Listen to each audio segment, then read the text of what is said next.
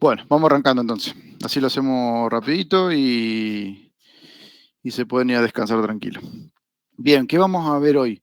Un tema lindo, que es estimación, planificación y priorización.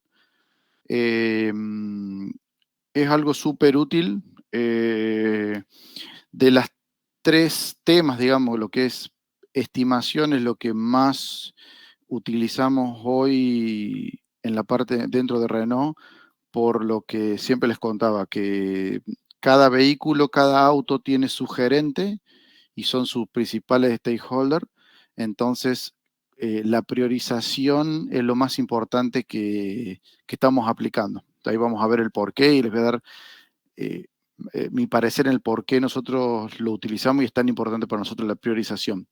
La estimación y la planificación, bueno, planificación es neto del sistema de estar planificando qué vamos a hacer en cada sprint, y las estimaciones es algo que no estábamos aplicando demasiado nosotros dentro de Renault cuando eh, cargábamos las tareas dentro de la planificación antes de comenzar el sprint, y ahora empezamos a hacer esa estimación del esfuerzo y la carga. Ahora vamos a ver que no vamos a trabajar o no vamos a hablar de horas, sino de esfuerzo en hacer o realizar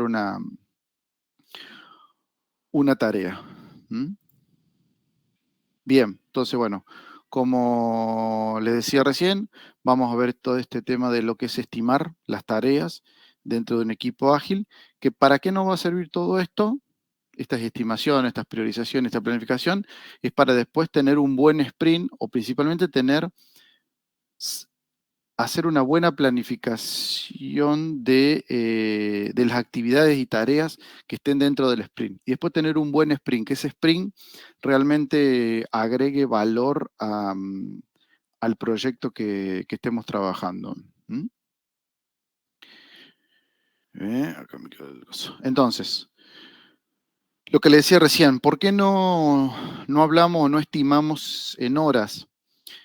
Ahora vamos a ver con más detalle, pero siempre lo que tratamos de usar dentro de la metodología ágil es la palabra clave o lo principal es el esfuerzo que debo realizar para eh, cerrar la tarea que tengo planificada dentro del sprint y que me van a generar o me van a agregar valor al proyecto. Es lo principal de eso, es el esfuerzo, no la cantidad de horas o la estimación de cantidad de horas que me va a llevar realizar esa tarea. ¿Por qué? Porque nos tenemos que enfocar principalmente en el agregado de valor. ¿Mm? Hacemos foco siempre, no principalmente en el tiempo de la tarea, sino en lo que agregamos como valor. Entonces, si lo hablamos netamente de horas, nos vamos a concentrar en el tiempo, en la cantidad de tiempo, en horas o minutos que nos lleve una tarea, y no vamos a estar centralizados en lo que es agregar valor y que la tarea aporte valor al final del sprint. ¿Por qué tampoco utilizamos las horas? Por la incertidumbre de las tareas. A ver, no es que tenemos que tener dudas o incertidumbre de la tarea en sí, pero hay tareas que son más complejas o menos complejas que estimar en horas, por ahí es un poco más difícil realmente valorizar esa cantidad de horas para esas tareas. Y que muchas veces tratamos o tendemos a subestimar por ahí actividades. Entonces, y cuando uno quiere valorizar en horas, también tenés que tener como demasiado conocimiento o autoconocimiento de personal y de las tareas que estamos realizando para poder ser certivo con la cantidad de horas que uno le puede dedicar. ¿M? Entonces, con ese esfuerzo es lo mejor o la mejor forma que podemos reducir esa incertidumbre que tenemos. Y también nivela cuando hay personas con poco conocimiento o con poca experiencia en realizar ciertas tareas. Y otro punto que también es importante, si uno lo habla así muy simple, parecería que no, pero después en realidad en la aplicación, en el trabajo, sí se nota, aunque por ahí no lo crean. También fomenta a lo colaborativo en la resolución de las tareas. ¿Por qué? Cuento un poco lo que veo yo de cuando lo hacemos, que lo estamos empezando a hacer ahora dentro de las tareas que tenemos en los proyectos día a día de Renault. Que cuando son horas, porque en un momento habíamos arrancado intentando hacer horas, porque era más normal para nosotros, o por la vieja escuela del formato tradicional de gestionar tarea y proyecto, son horas y parecería que esas horas son propias de la persona que está o que va a realizar la tarea. En cambio, cuando uno empieza a mostrar o darle un cierto peso a la tarea en función de el esfuerzo que tengo que realizar o dedicarle a la tarea para poder cerrarla, eh, todo el equipo también todo el equipo está más abierto a participar y en colaborar, viendo de que decís, a ver, a tal persona, tal tarea, le va a llevar demasiado tiempo, demasiado esfuerzo, o lo que sea, eh, y si hay dependencia con otra tarea de otra área, la otra persona también colabora o se ofrece en ayudar.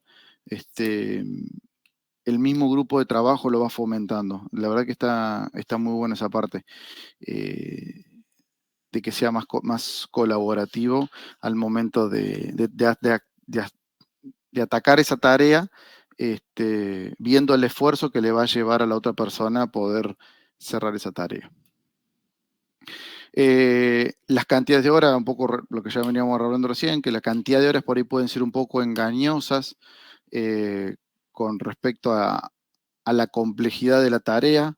Normalmente, como les decía recién, uno tiende a subestimar tareas y por ahí si es una persona que está nueva dentro de un grupo de trabajo para tratar de mostrar que uno trabaja bien o que trabaja rápido y que es ágil, por ahí subestima la tarea y a su vez también por ahí estima mal en cantidad de horas y después se perjudica a todo el equipo, siendo que al final del sprint la tarea no esté resuelta o esté cerrada, pero con una mala calidad de terminación de la tarea, que falte después cierta información para otra persona y demás. Entonces, de esa forma, porque después vamos a ver dos métodos para hacer esta estimación en el nivel de esfuerzo, que se pone siempre en discusión o en análisis del valor que le vamos a dar a la tarea en relación al esfuerzo que nos va a llevar a hacerla. Y también nos sirve para lo que es la velocidad y la predictibilidad de las tareas. Al final, después de cada sprint, como yo le decía que que en los sprint review y demás, cuando uno hace el cierre del sprint, mostraba la cantidad de tareas que se cerraron dentro del sprint. Algo que se puede empezar a mostrar cuando uno tiene esta valorización de esfuerzo de hacer la tarea es cuánto se aportó, cuánto valor uno aportó. ¿Por qué esto? Porque si uno lo mira como tareas, netamente cantidad de tareas, no sé, tenía 50 tareas, cerré 40 tareas, listo, tengo un porcentaje.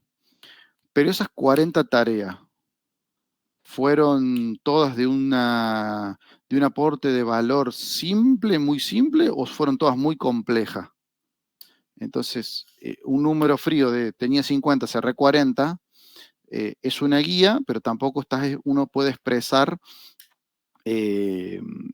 realmente cuánto le demandó, cuánto esfuerzo le demandó a todo el grupo hacer esa cantidad de tareas.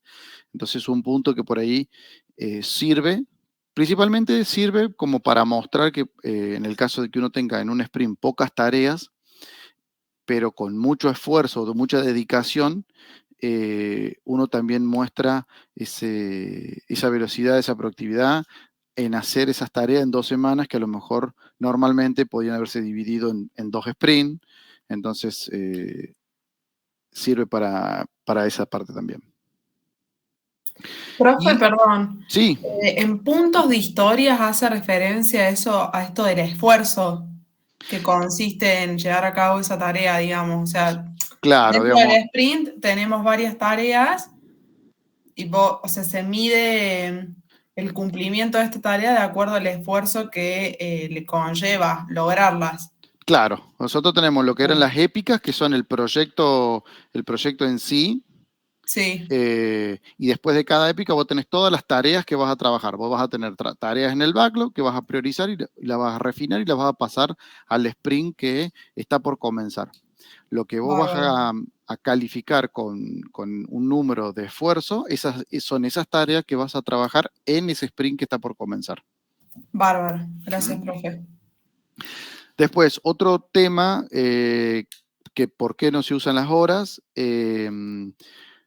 es una tentación bastante interesante cuando los stakeholders o los gestores empiezan a ver cantidad de horas, empieza ese microgestión o micromanager que le dicen, que es centrarse en si por ahí empiezan a participar de alguna de las daily, lo que sea, y empiezan a ver, no sé, el tal actividad 4 horas, y empieza esa duda o ese puesto en discusión si realmente son 4 horas, no son 4 horas, por qué son 4 horas. Entonces empieza esa discusión dentro de él que no tiene función, no tiene sentido, que después termina el Scrum Master calmando esa ansiedad por ahí de un gestor, un gerente, analizando de que por qué 4 horas si esto se hace en 2 horas, pero a lo mejor no conoce la disponibilidad de todo el equipo, el grado de madurez de la persona que la está gestionando. Entonces, bueno, dentro de esa forma de marcarlo como esfuerzo, con un número concreto que, no, que representa una cierta categoría, es más simple y no se da lugar a esa microgestión de los managers o de stakeholders cuando participan dentro de las daily. Normalmente no participan, ellos lo que quieren es ver resultados, pero por ahí cuando tienen algún tema o algún proyecto que realmente quieren ver avances concretos, bueno, por ahí participan. Entonces, de esta forma evitamos esas situaciones en las dailies. Y como último punto importante es también el tema de la flexibilidad. Eh, las tareas pueden ir cambiando dentro de un sprint, normalmente no pasa, pero puede pasar, o puede ser que si estimaríamos en hora, no estemos dando esa flexibilidad para adaptarse al cambio. O al cambio o a la evolución que pueda traer una tarea dentro de un mismo sprint por un cambio de la historia o de la épica o por complejidad de la tarea en sí. O sea, en resumen, ¿por qué evitamos las horas? Es para que no sea inexacta, evitar lo que es la microgestión, eh, no tener esa flexibilidad ante los cambios de tareas y utilizamos un valor relacionado con el esfuerzo que nos lleve ejecutar, cerrar esa tarea, eh, para mostrar y entregar valor real de las tareas que estamos trabajando para la épica o para el proyecto o el mini proyecto que estemos trabajando. ¿Hasta ahí alguna duda? ¿Todo tranquilo? ¿Todo bien?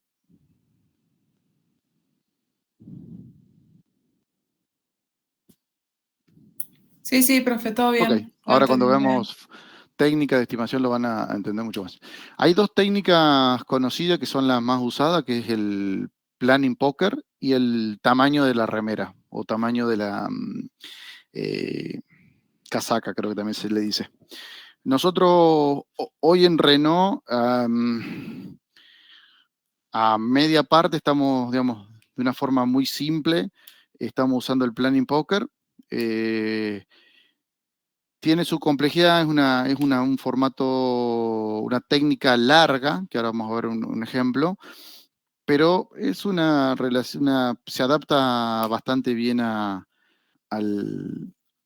los proyectos que estamos utilizando. El de la remera no lo conocía, lo aprendí ahora cuando me puse un poco a estudiar estas distintas formas o técnicas de estimación, cuáles eran las más usadas, y ahí encontré estas dos. ¿Qué es el planning poker? Es una técnica que se usa, es una técnica muy activa y de consenso. ¿Por qué es de consenso y por qué es activa? Porque, digamos, ¿cómo funciona? El equipo se reúne en lo que es la planificación del sprint. Se tienen todas las tareas y todas las tareas que se van a trabajar en ese sprint. Y cada miembro del equipo tiene cartas, un conjunto de cartas, que cada carta va a tener un número, valor, que está relacionado con la secuencia de Fibonacci, que puede ser 1, 2, 3, 5, 8, 13 y 21. Después creo que sigue la escalera, pero normalmente hasta 3 y 21 es lo que normalmente se usa. Y a ese 1, a ese 2, o a ese 3, o a ese 5, el número que sea, se le da una cantidad de esfuerzo de lo que me va a implicar esa tarea. Vamos a suponer que el 1, nosotros en Renault usamos que el 1 es una actividad que en el transcurso de mediodía o de mitad mañana la puedo cerrar, la puedo ejecutar. 2 es que ya me va a llevar casi el día completo. 3 creo que son de 3 a 4 días. 5 creo que es la semana completa. 8, si no me recuerdo, es una semana y media. Y 13 es que me va a llevar las 2 semanas completas de trabajo. Entonces, cada persona del equipo tiene estas cartas. ¿Qué es lo que hace con estas cartas? Entonces, el Product Owner o el facilitador o el Scrum Master, lo que sea, van viendo cuáles son esas tareas principales que hay que trabajar, que están cargadas ya por cada uno de los miembros del equipo. Se comenta cuál es la tarea y cada uno de esas cartas que tiene con los números elige y deja una sobre la mesa, digamos, que no la vea el resto, ¿no es cierto? Una vez que cada una de las personas eligió una carta, se da vuelta, cada uno da la vuelta de la carta, se hace la revelación de la carta y se ve qué es lo que el grupo estimó o predijo de lo que iba a demandar, el esfuerzo que iba a demandar esa tarea. Vamos a suponer que todos dijeron 1. Ok, listo, hay consenso, todos están de acuerdo, listo. Esa tarea se le asigna en el programa que estén usando, Jira, Trello, lo que sea, se le da que esa tarea tiene un esfuerzo de 1. Pero puede pasar que haya discrepancia en que alguna persona marcó 1, otro puso 5, el otro puso 3. Entonces se trata de buscar ahí por qué la diferencia.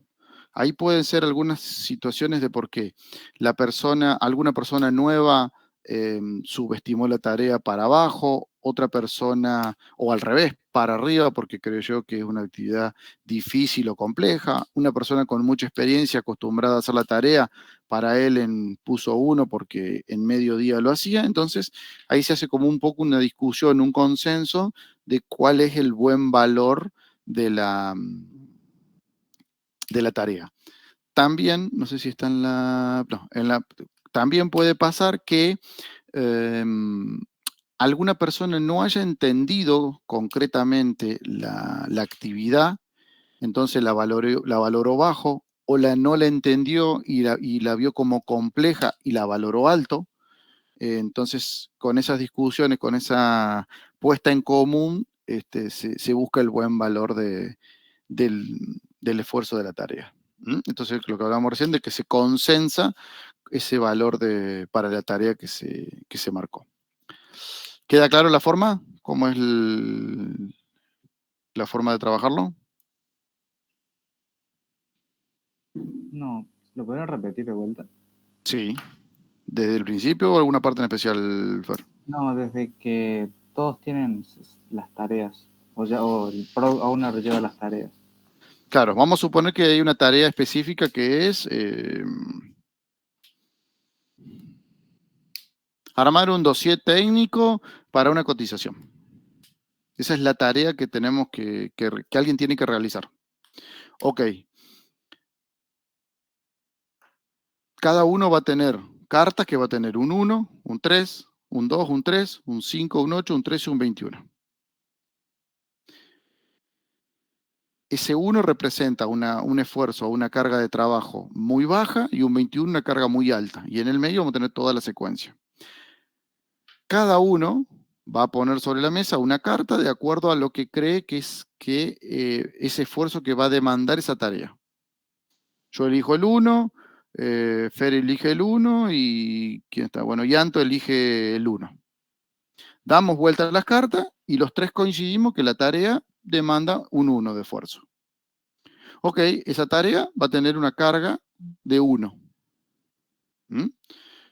Pero supongamos que la misma tarea, yo marco 1, Fer marca 5 y Anto saca una carta que dice 13.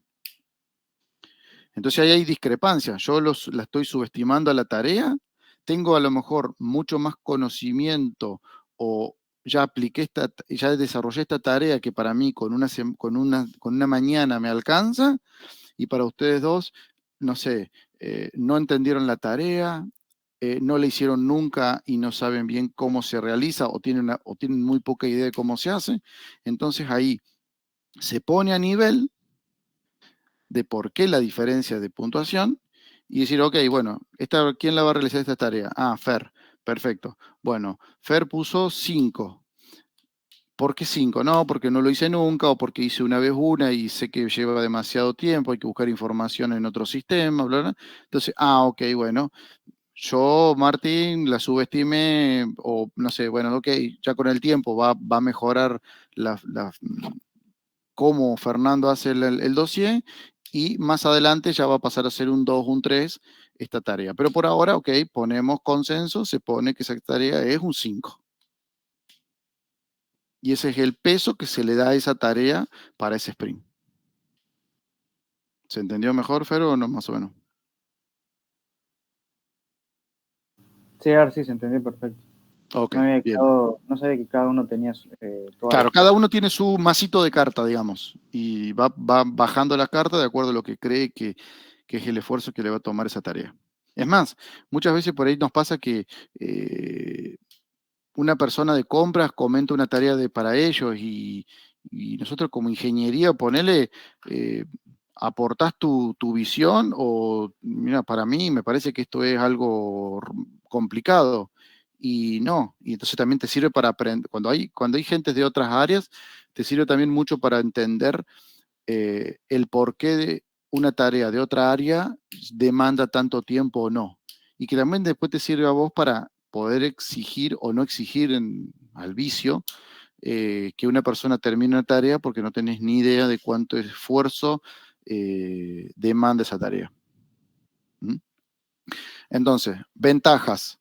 Fomenta la participación de todos. Eso es importante, está bueno.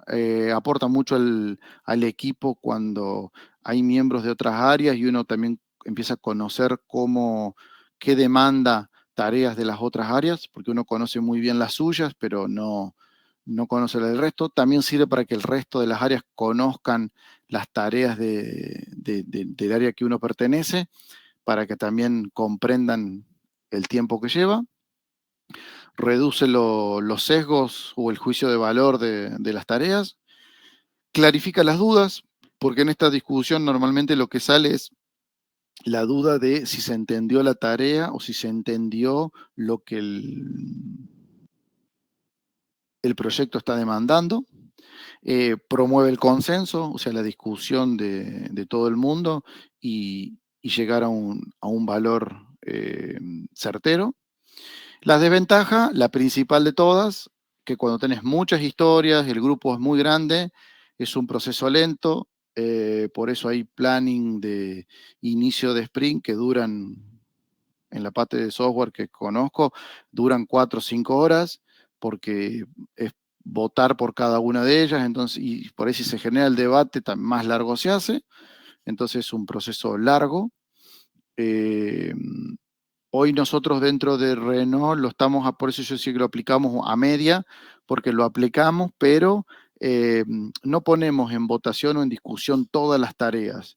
Alguna tarea en principal o importante por ahí se puede discutir un poco, si es un 1, si es un 2, si es un 3, pero generalmente después cada uno valoriza un poco, como estamos empezando a arrancar, cada uno después termina valorizando su propia tarea con lo que él estima que el esfuerzo que le va a demandar.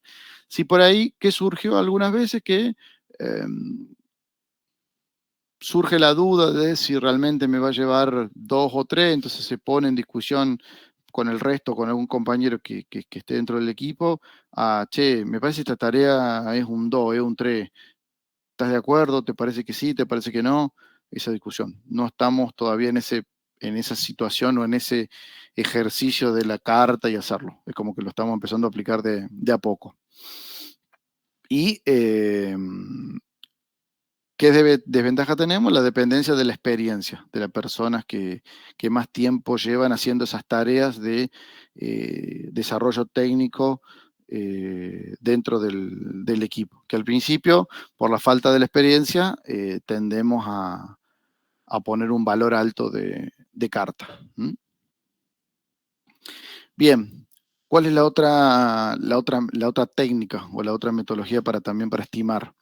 El que se llama el tamaño de la remera. ¿Qué es lo que usa en esta metodología? Es la clásica forma del tamaño de cómo se marcan las remeras, como XS, S, M, L o XL. No es que hay cartas, sino que es cada uno conoce esta nomenclación. ¿Qué es lo que se busca acá también? Es que el equipo, antes de aplicar la técnica, ya define que un XS, qué tamaño, qué complejidad de tarea es. ¿Mm? Entonces ya conoce, ya hay una base de qué significa o qué representa cada insignia, ya sea M, L, XL. Entonces, ¿cómo arranca? Arranca igual, se revisan las historias, se trabaja en que todo quede aclarado la cantidad de historias y lo que se va a trabajar. Y ahí se va pasando tarea por tarea y cada uno le va dando una calificación a esas tareas. Por ejemplo, XS, como cuando acá, una tarea muy pequeña o simple que requiere poco recurso y poco tiempo. Y así con S, con M, que va aumentando el tamaño de la tarea o la complejidad y el tiempo o los recursos necesarios que me va a demandar para ejecutar esa tarea. ¿Mm? Pero no está sujeto a votación, nada, es como bastante unilateral de la persona en calificar. Digamos, si yo lo veo, lo que planteo recién de cómo lo estamos haciendo un poco en Renault, es como que estamos usando lo de Fibonacci, pero un poco con la metodología del tamaño de la remera. ¿Mm? Entonces, el equipo discute cada historia y decide el tamaño. Normalmente la discusión surge si hay dudas. Si hay dudas y no se llega a un consenso, se dividen las tareas o se pide la decisión final del Product Owner. ¿Mm? Y a medida que el equipo va empezando a trabajar más con las tareas y va adquiriendo conocimiento del esfuerzo que va llevando las tareas a realizarse, eso también se empieza a ajustar, ya sea ajustar o recalibrar lo que antes era un XS, un S o un L, y le da mayor sensibilidad a cada uno de los participantes o miembros del equipo para una mejor y buena calificación o qué letra se le pone a cada tarea. ¿Mm? ¿Qué ventajas tiene? Primero, ¿quedó claro o no? ¿Cómo sería?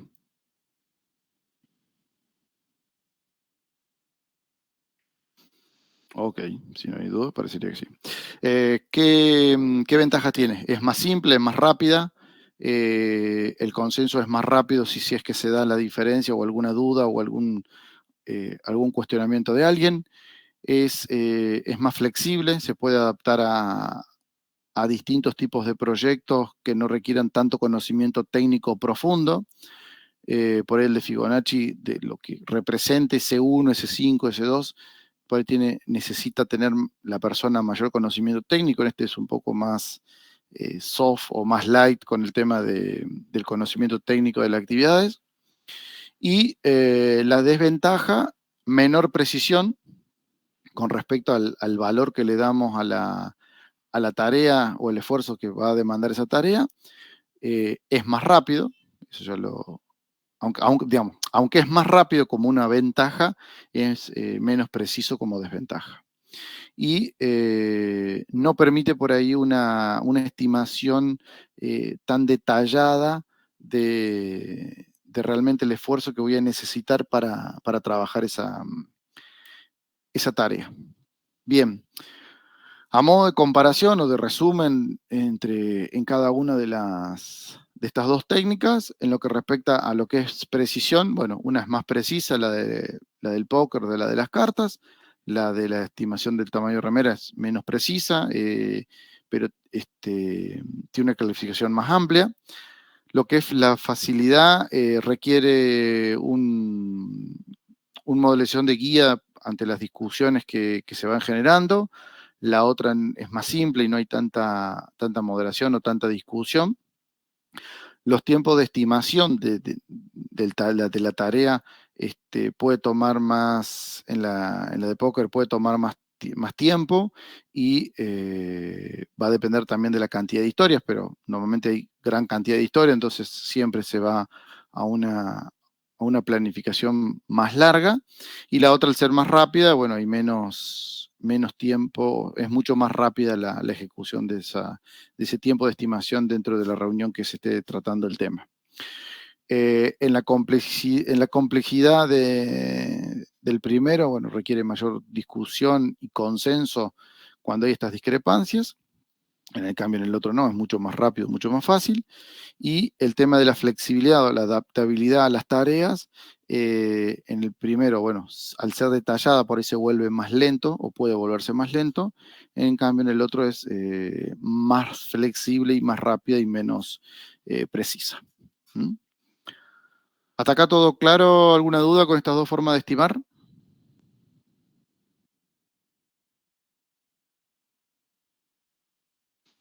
Ok. No, profe, está todo claro. Bueno, gracias.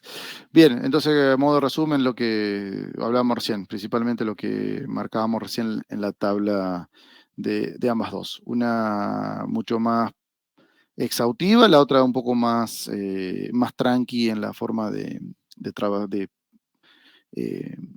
valorizar cada tarea. Priorización.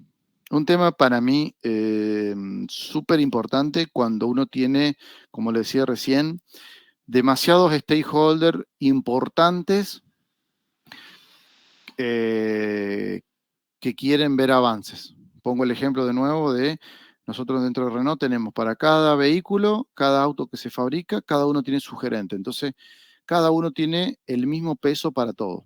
Entonces, acá hay dos situaciones importantes en las cuales se debe utilizar la priorización. Una, que es la que más énfasis voy a hacer, que es la que más importante la veo para mí. Primero partimos de un cuadro que va a tener el impacto que me va a generar esa actividad y el esfuerzo que me va a demandar esa actividad. Entonces, vamos a tener 4 cuadrantes en el cual vamos a tener alto impacto y bajo esfuerzo, que son tareas netamente prioritarias. Vamos a suponer que el impacto sea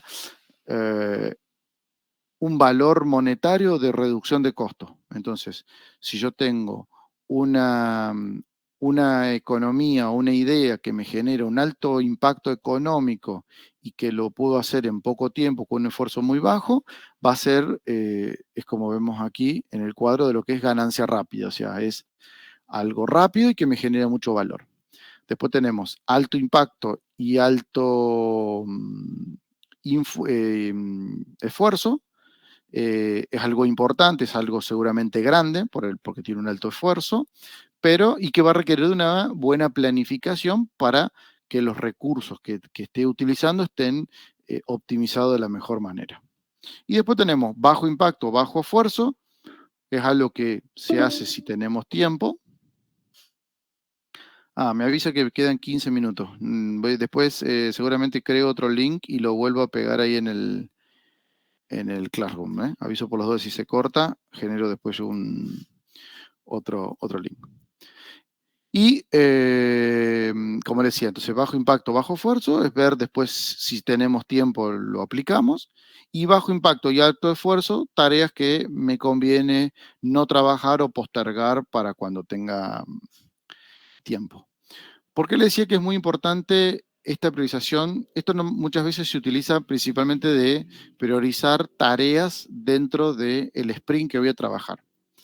Pero hoy nosotros lo estamos utilizando con mayor importancia en priorizar la épica o el proyecto que tengo que trabajar. ¿Por qué? Porque cuando tenés poco recurso, pocas personas disponibles para trabajar el volumen o el caudal de ideas que tengas, te sirve darle esta priorización para concentrar esos esfuerzos o esas personas en proyectos que me van a generar un alto impacto con poco recurso o un alto impacto con alto recurso, que esté lo mayormente optimizado. Y lo principal es, aparte de tener esta priorización y saber cada actividad qué me está aportando y cuánto tiempo le estoy dedicando, que después cuando por criticidad aparece un tema nuevo, una idea que surge, que tiene un alto impacto, un bajo esfuerzo, y vos ya tenés toda tu gente saturada, y vos decís, bueno, yo puedo tomar esta actividad, este proyecto, pero algo tengo que dejar de trabajar, porque la persona no está disponible las 24 horas. Entonces, teniendo a cada proyecto o a cada épica priorizada de esa forma, uno dice, bueno, ok, yo puedo tomar este tema que es sumamente importante, pero necesito dejar porque tiene, no sé, un bajo impacto y un bajo esfuerzo, o un bajo impacto y un alto esfuerzo. O al revés, o tiene un alto impacto pero un alto esfuerzo. Y el que me traen tiene alto impacto y bajo esfuerzo, bueno, ok, dejo este de lado y tomamos este. ¿Por qué es importante tener esto? Porque cuando uno va a plantearle a alguien que va a dejar de trabajarle un tema, tiene que tener suficientemente argumentos para explicarle el por qué lo va a dejar o el por qué no va a tomar uno nuevo. Porque a lo mejor el stakeholder que trae la idea y que para él es lo más importante del mes o del año, y uno no lo va a tomar porque tiene un alto impacto y el esfuerzo es gigantesco, bueno, no, hoy tengo mejores ideas o mejores temas con otro vehículo, con otro tema que tengo alto impacto y bajo esfuerzo. Cuando los termine, vemos si tu tema entra. Entonces es la mejor forma para convencer al resto de por qué no voy a trabajar un tema o por qué voy a dejar de trabajar uno para que ingrese este. ¿Se entendió? Sí, cuando uno pone las tareas dentro de esta matriz de priorización, Sí. luego estas tareas uno se las entrega a los miembros del equipo que se estén más capacitados, por ejemplo, para lo que son grandes proyectos y principalmente grandes proyectos, las de ganancias rápidas, capaz que para los menos experimentados, y las de actividades menores para los que son nuevos dentro del propio grupo, o es meramente para ver hasta dónde llega cada tarea? No, a ver, es para las dos cosas. Está muy bueno lo que planteas, Javier, porque, digamos, sí, sirve mucho para también, para cuando uno le va a dar una tarea a una persona que tiene cierta experiencia, uno le va a dar aquellas que tienen un alto esfuerzo y que también tienen un alto impacto, ¿no es cierto? Pero, y por ahí a una persona, no sé, una persona que ingresa nueva al equipo, le vas dando tareas que tienen un esfuerzo bajo, tanto en impacto como en esfuerzo. Por ahí uno comete el error o subestima por ahí el tema de que cuando tienen un alto impacto y un esfuerzo muy bajo, decir, bueno, es ok, se lo doy a la persona que ingresó al equipo nuevo. Pero como el impacto es tan alto, y por más que el esfuerzo sea muy bajo, la persona nueva a lo mejor puede encontrarse con algún obstáculo, con algún problema, que esa tarea se empiece a demorar y como el impacto es tan alto y siempre hay esa necesidad de que todo lo que sea reducción de costo tiene que aplicar, si se planteó, se definió para dentro de 3 meses, lo van a querer para dentro de 1 mes y medio, también hay que tener cuidado, no subestimar de que ese esfuerzo bajo para una persona que recién ingresa al equipo lo va a poder hacer tranquilamente bien sin ningún problema. Entonces, y terminas quemando a la persona, porque tras que recién entró, supuestamente el esfuerzo era súper bajo, la ganancia alta, y la ganancia se me va diluyendo en el año porque no la apliqué. Entonces hay que tener un poco de cuidado con eso. Pero principalmente si es para, un poco también te sirve para eso, para poder ver qué actividades le podés ir dando a una persona cuando tenés diferencia de personas con mucha experiencia y personas nuevas dentro del equipo. Uno podría hacer esta matriz y luego pasar al planning poker con distintos grupos. También se suele hacer eso, ¿no? Sí, ahora vamos a ver, mira, ahora en la Firmina que sigue hay un poco un ejemplo, pero apuntado yo un poco más a las tareas. A ver, después te sirve también para valorizarlo y podría ser también una forma de estimar. Nosotros principalmente yo le doy mucho énfasis porque es algo que al principio a mí por lo menos me costó muchísimo tener clara esa priorización con argumento, porque después cuando tenés pocos recursos y tenés que ir a plantearle a alguien que no le vas a trabajar un tema que es un tema que propuso, se va a enojar. No le va a gustar que vos le digas que no le vas a trabajar un tema a esa persona. Entonces, a mí hoy lo que me ayudó mucho es esa priorización con eso, mostrándole, mira, tiene un alto impacto, pero tiene una alta carga de esfuerzo para trabajarla. Y hoy tengo, no sé, una economía que me aporta 10 euros por vehículo y en 2 meses lo aplico. Entonces, teniendo de esa forma, sirve mucho. Para las tareas, yo encontré este ejemplo de, vamos a suponer que es una aplicación móvil que es para organizar fiesta, conferencia, boda, lo que sea, y arma una matriz de impacto-esfuerzo para distintas tareas, de acuerdo a alto impacto y bajo esfuerzo, que sea que una tarea de cuando uno está desarrollando esta aplicación, que sea crear, por ejemplo, lista de tareas básicas para los eventos, recordatorio automático de fechas claves.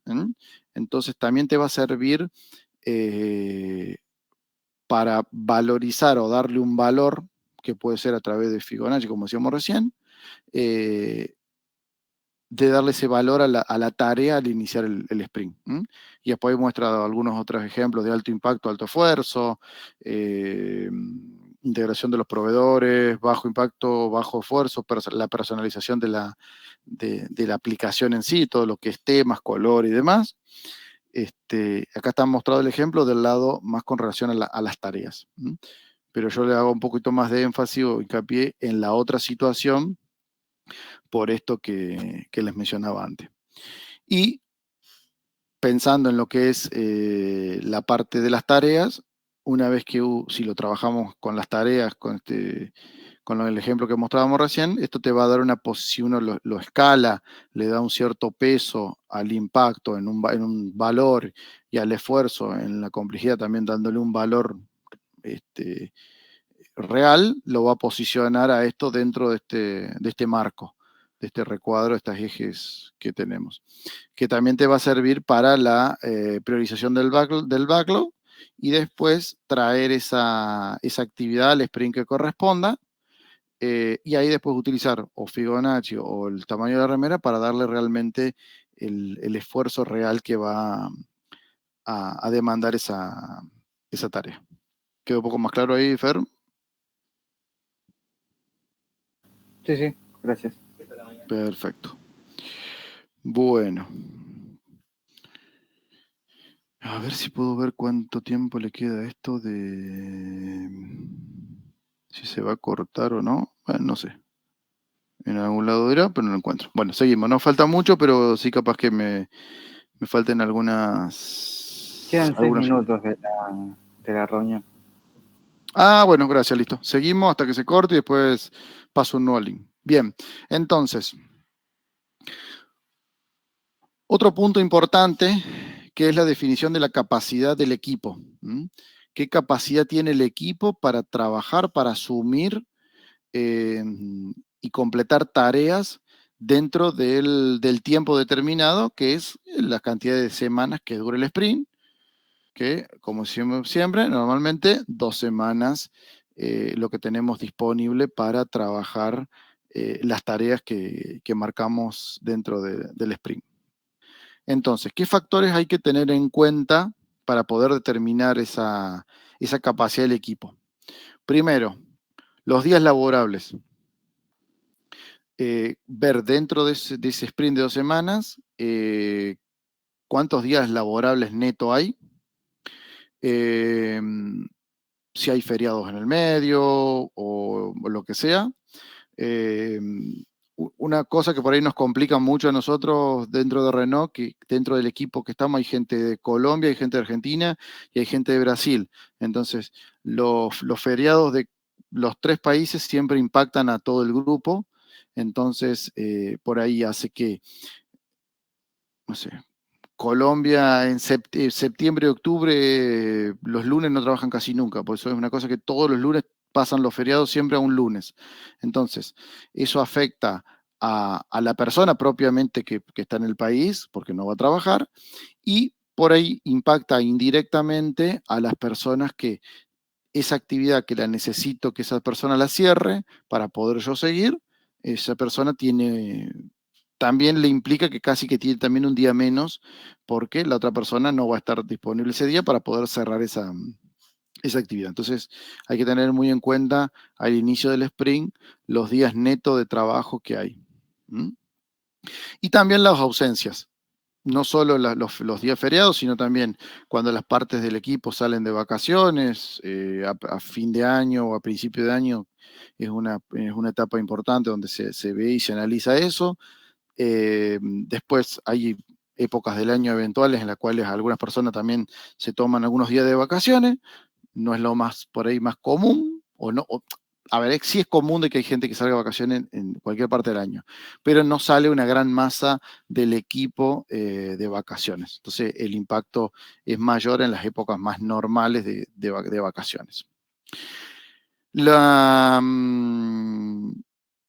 capacidad perdón, otro tema, la ausencia ahí, que también es muy importante tener en cuenta y comentar o traer al momento del sprint, cuando hay formaciones, que siempre hay en todas las empresas, formaciones o capacitaciones de un área en la cual demanda el día completo o más de 2 días, o actividades, no sé, de trabajo de grupo, trabajo de área, o de fortalecer el equipo de cada área, y esos días que se toman, hay que tenerlos también en cuenta de que esas personas no van a estar disponibles para trabajar en ese sprint.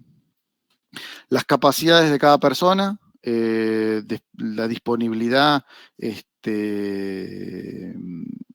dentro de la organización y de acuerdo al rol que desempeña cada persona. Las habilidades y las experiencias del equipo, de las personas que conforman el equipo, personas que son mucho más dinámicas, personas que tienen mucho más tiempo, personas que a lo mejor ciertas tareas les cuestan más, les cuesta menos, hacerlas a lo mejor con poca experiencia o mucha experiencia. Ahí nos queda un minutito. Y las estimaciones de trabajo. tener en cuenta ahí principalmente la capacidad de trabajo que tenga cada persona. Ahí está un poquito relacionada con la primera, por las habilidades, porque después la forma de estimar que lo van a haber aplicado en la forma de estimación de las tareas, siempre está muy relacionado con lo que es la habilidad o la experiencia, principalmente la experiencia que la persona tenga de las tareas que tenemos para realizar. Ya se termina. Para que no se cierre, corto acá, armo un link y ya volvemos a entrar. ¿Te parece? No, ahí lo vemos un segundito.